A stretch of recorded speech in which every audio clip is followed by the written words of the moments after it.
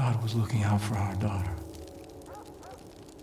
And they left me alone in the room with her. I just stared at my daughter. So helpless, so innocent.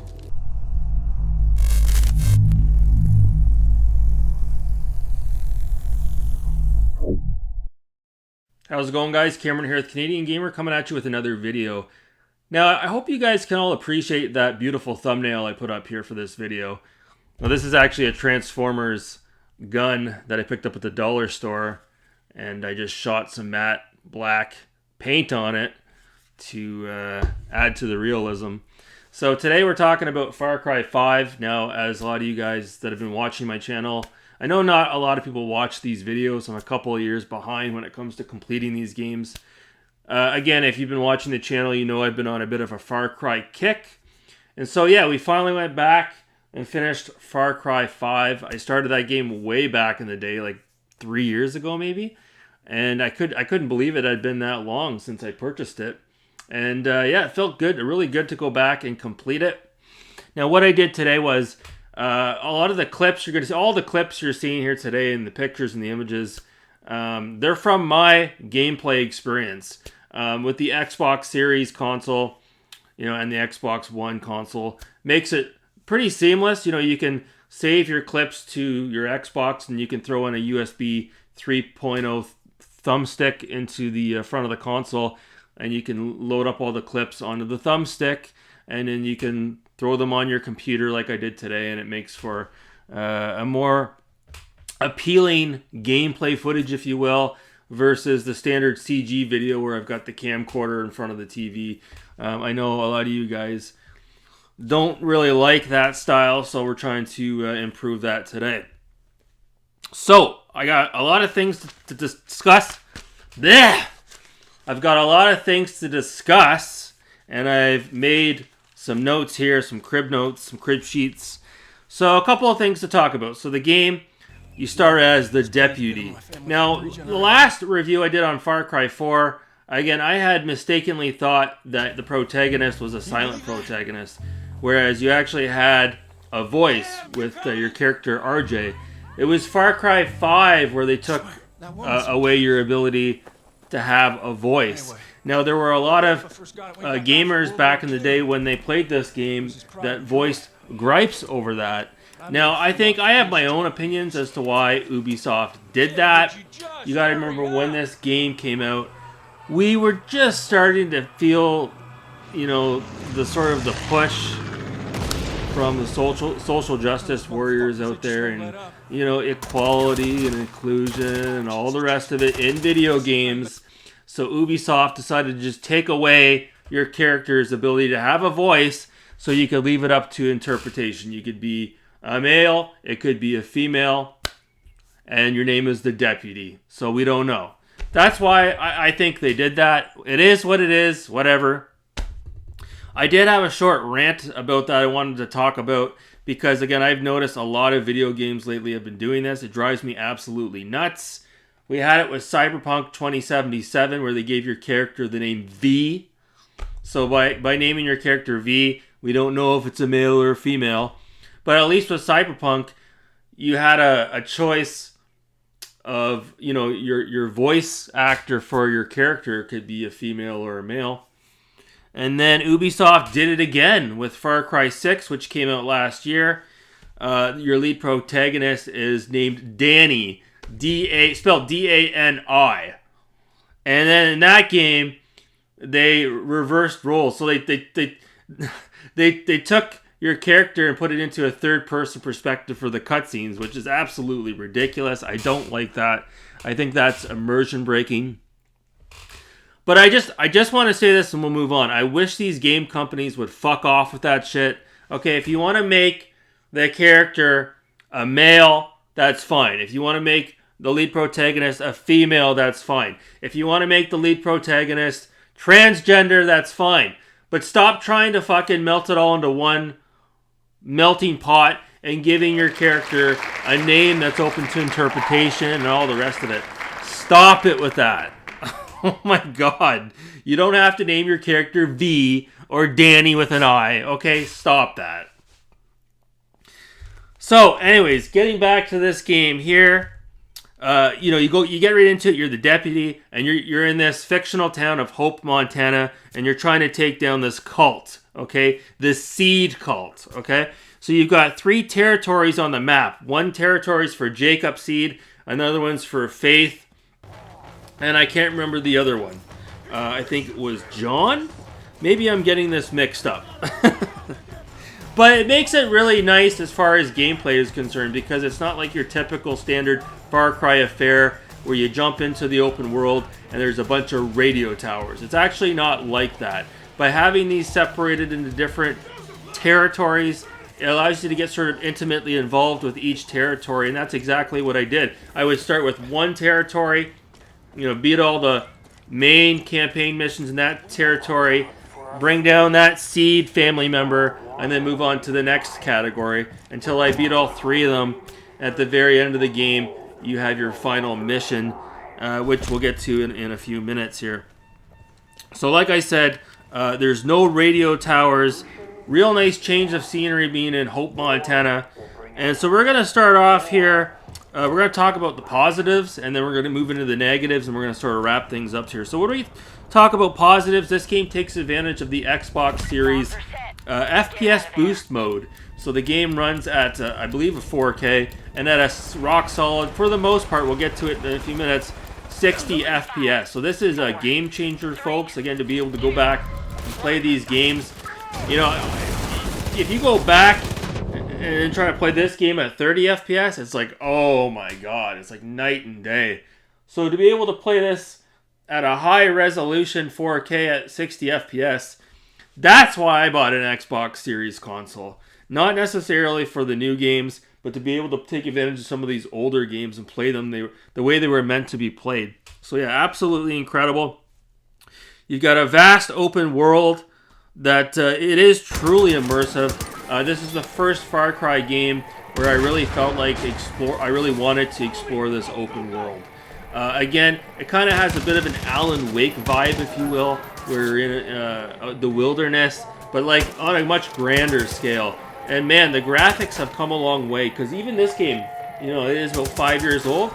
Man, the graphics are so much better in this game than Far Cry 4 or obviously Far Cry 3. It's actually photorealistic, as you can see in a lot of my footage here, as to how good this game actually looks and holds up. It is absolutely beautiful. We've got a great soundtrack, a lot of licensed music in this game. It begs the question, will you be able to buy this game digitally years from now? Probably not, based on the amount of licensed music that is in this game. And most of the game is, when you install it, I don't believe it's on the disc. You gotta download most of the game. So it makes you wonder if you'll be able to do that years from now. You've got really cool cutscenes in this game. Long cutscenes of the highest quality. And that's a Far Cry, pun intended, from Far Cry 4 and Far Cry 3. Which kind of they've got cutscenes, but it looks pretty dated for the most part. Whereas in Far Cry 5, it looks very realistic. Beautiful cutscenes. And like I said, they're very long. You can put the controller down, sit back, grab some popcorn, and watch these cutscenes. Tons of content. You never get bored. There's lots of content in this open world. For the most part, it comes included on the base game. You don't have to necessarily download additional content. We'll get to that in a few minutes. A cool storyline. Like I said, you're dealing with a cult. It's not like there's a bunch of pirates or bandits running around like in Far Cry 3 and Far Cry 4. It's a lot, in my opinion, more immersive when you show up to like a campsite or, a hick town, and there's a bunch of cult members standing out front, and you go in there guns blazing. It never gets boring shooting down choppers. So when you shoot down choppers, as you can see here, the way the chopper spins out of control and comes right towards you, it's absolutely incredible. It never gets boring. Ubisoft did a really good job with allowing you to pinpoint with a sniper rifle, as an example. The pilot of the chopper or the airplane, and the way it comes down at the screen, it's beautiful. There's a lot of odes to Blood Dragon, the old downloadable content, sort of side game to Far Cry 3, if you will, in this game. There's a Far Cry, again, a sniper rifle, there's a Far Cry vehicle, and there's even a side campaign where you partake in a movie that's being developed on set. There's a movie set for Far Cry Blood Dragon Part 3, I think they call it. And yeah, really, really cool to see them sort of give some fan service to those out there that loved Blood Dragon. I haven't really played Blood Dragon, to be honest with you. I downloaded a demo for it back in the day when it was released, but that's as far as I go with it. I should check and see if it's something that I can download on my Xbox or my PlayStation 4. Yeah, so let's get into the negatives here. So the story falls apart towards the end of the game. I'm not really going to talk about it too much here, but like, man, it borders on like supernatural, the way things sort of play out. I don't know. I'm not really crazy on that, to be honest with you. And while we're at it, this was a gripe a lot of people who played this game had, and I had a gripe with it as well.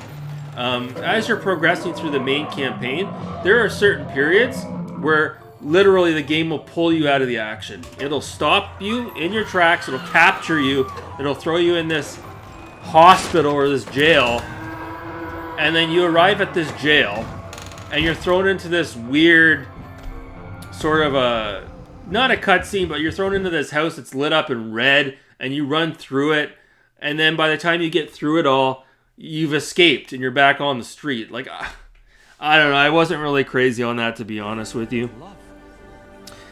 Faith's region, I don't know if it was just her region or maybe it's because I was at that part of the game towards the end. It started to feel like a zombie apocalypse because you had a lot of NPCs that were, I guess, part of the blessing. It was what they call it. They were blessed, and they had this sort of a green smoke around them, and they would run towards you, and it felt like a zombie apocalypse. Really bizarre. I don't understand. Here's something else too. I don't understand. As good as the cutscenes looked, it's like, why don't you just film it as like FMV, like full motion video? You know, it's been years, like since the 90s, since game developers did that, and you'd be surprised. You know, why would they go through all the trouble to render these characters and then put them into the game? Like, they should have, for the cutscenes, in my opinion, it would have been cool if they just shot it like full motion video. I think it would have looked better. It would have appealed to, you know, some of the older crowd that loves that full motion video from like the 90s. I think it would have played out a lot better than what you see in the Far Cry games, where they take, it's almost like they do full motion video and then they import it into some software program they have, and then they put like a bit of texture around the characters, and it looks very plasticky. I wish they would just do full motion video. Don't let her get away with this. Licensed songs, they actually do get kind of old after a while. You know, it is pretty cool for the first time you jump into your vehicle and you hear some CCR or some of these other classic bands from the 60s and 70s, but it's a lot like the Grand Theft Auto games.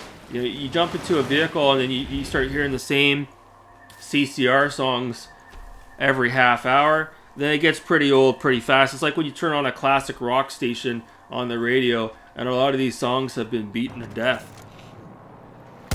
Some of the campaign missions were kind of grindy.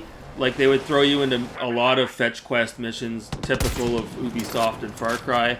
And there was also missions too where like you had to blow up some drug boats and some drug vehicles, and you had to sort of, there were random encounters. You'd get into a boat and you go into the lake and you drive around and wait for one to come towards you and blow it up. Yeah, there were some microtransactions. So this is where Ubisoft really started to get heavily invested in microtransactions. It wasn't so bad in Far Cry 4, but it got pretty intense in Far Cry 5. So let me give you an example. In Far Cry 3, and to a lesser extent, or maybe the same, Far Cry 4, it wasn't too difficult to find loot bags around the island or the world and be able to sort of, stock up on cash So you could go buy the best firearms and vehicles and weapons and armor, etc.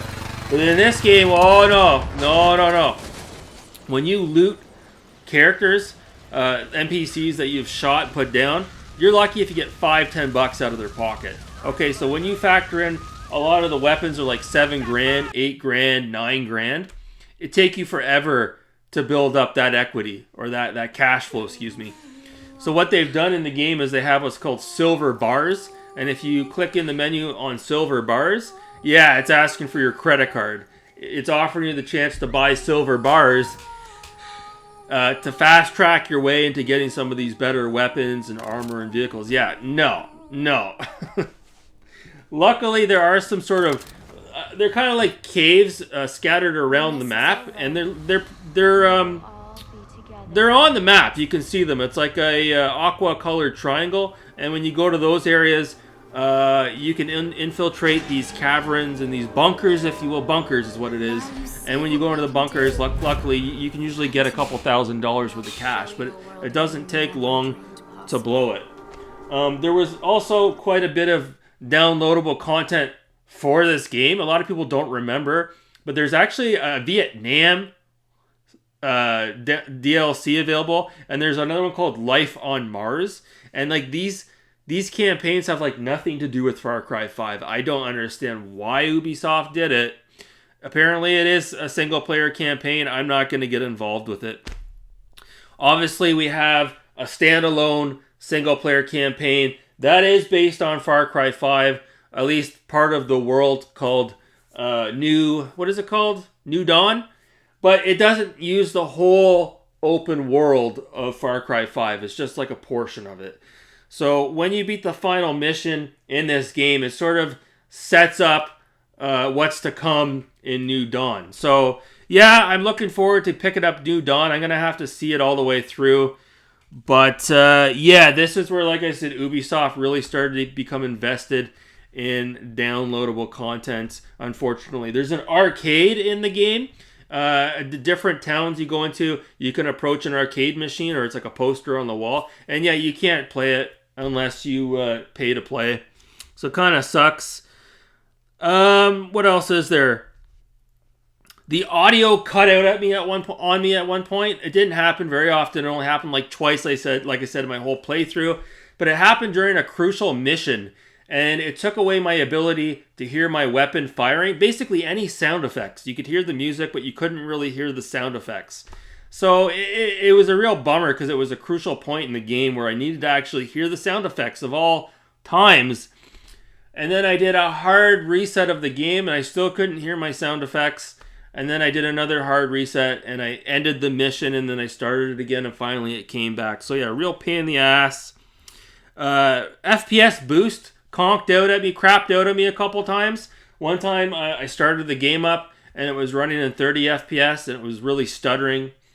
And then I did a hard reset, and it came back. And at another point, I was playing the game, and I actually went into the Xbox menu to capture some video footage.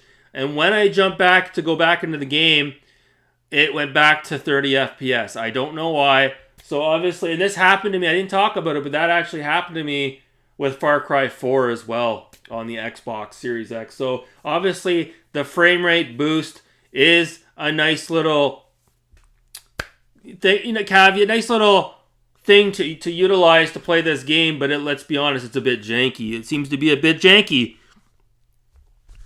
We've got a couple of more things here. Oh, yeah, the AI in this game is terribly incompetent. So, yeah, the AI has never been a crowning achievement in any of the Ubisoft games, especially Far Cry. But wow, this one takes the cake. So, like, at least in Far Cry 3 and 4, for the most part, it wasn't too bad. But in this game here, you could literally run right up to an NPC, and they're standing, they don't even look at you. They're looking the other way. And then you just choke them out, right? And that's all there is to it. They're really incompetent AI. Now, I didn't play it on the more difficulty setting, so I don't know if maybe it's just because I was playing it on easy. I played the game about a quarter of the way through on medium, and I was getting my ass handed to me, so I flipped it over onto easy to finish the rest of the game. What else is there? there's annoying NPC helpers, if you will. These are characters that will join you on your quest, and they're really valuable if you go into an area where you need to take down. Because what happens is a lot of the camps, a lot of the areas, the cult has taken control of them, so you have to go in and take it down. Sometimes it's extremely difficult, so you can either have one of these NPCs, one of your helpers by your side the whole way through, or you can just call upon them when you need to. They're really annoying. Really, really, really, really, really annoying. I'll be honest with you, I didn't use them for the most part. For the most part, I played the game on easy, but I did not use help when I went into these camps. I did it on my own. They have terrible voice acting. A lot of the characters, with the exception of the Seed family members, have terrible voice acting. Again, final mission was very anticlimactic. I didn't really like the ending. Now, I don't know if there's multiple endings or not. I think there might have been another ending, but I didn't like the ending that I got. So, yeah, it's really good. I really enjoy it. I'm not trying to crap on it too much, but man, it makes you wonder. The game's pretty polished when you play it, when you look at it. It seems extremely polished, but, you know, it makes you wonder with Ubisoft, you know, had they just taken another 10 to 12 months with all of their games, could they sort of worked out some of these kinks? You know, like another one was when I jumped into a vehicle and I started driving down the road and the vehicle was going up and down, up and down, up and down. And I got out and looked, and there was an NPC that I had killed that was literally stuck underneath the vehicle, and I couldn't get rid of it. So shit like that. Or walking up to an NPC that you're talking to, and they're doing the Michael J. Fox, if you will. Like, I'm sorry, bad joke. But they're just stuttering and shaking, and it's like, oh my god. But again, I don't think a company like Ubisoft, from a business perspective, when they have games like this, they can't sit on them. I don't think they could, you know, polish it up for another 10 to 12 months before they release it, because that's 10 to 12 months of shareholders waiting on their return investment for a lot of these games. And that's just something we don't talk about too much, but in the gaming industry, that's another side of the coin. There's investors out there, guys, that don't play video games, but they invest in them, in these companies, and they want a return investment. So Ubisoft, I think a lot of times their hands are tied when they release these games, which is rather unfortunate. Rumors have it that the next Far Cry game, Far Cry 7, is going to be standalone like it is with the current model, but they're going to also have another Far Cry game that's coming out that's going to take place in the Antarctic region, and it's going to be multiplayer MMO, if you will, probably like Fortnite. I don't know. That's what I read online. Who knows how much truth there is to that. So, yeah, I had a really good time with it. I would say the story in Far Cry 3 is still the best story out of the bunch. But as far as Far Cry 3, 4, and 5 are concerned, this is way better than Far Cry 4. And I actually enjoyed it more than Far Cry 5 as far as the open world is concerned. I really, really, really, really, really enjoyed exploring Hope, Montana. Beautiful game. And I feel like I want to go back in and finish up the other side missions that I didn't complete. Yeah, I had a lot of fun with it. I cannot recommend it enough. For those who are curious, should I start with Far Cry 3 or maybe jump into 4 or 5? I would say start with 3. If you like 3, maybe go right to 5. It was really that good, guys. I'm less than enthusiastic about Far Cry 6, to be honest with you, from what I've seen. I'm not crazy with the character that they give you, and I'm not crazy with the way they've gone about the look of the world, the Cuban atmosphere. I don't know. I'm not crazy on it. So, yeah. So that's it. I'm going to cut it off there. I hope you guys enjoyed this review for those of you who watched it.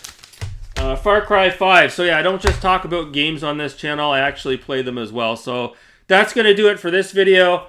Thanks so much for watching, guys. Have a great day.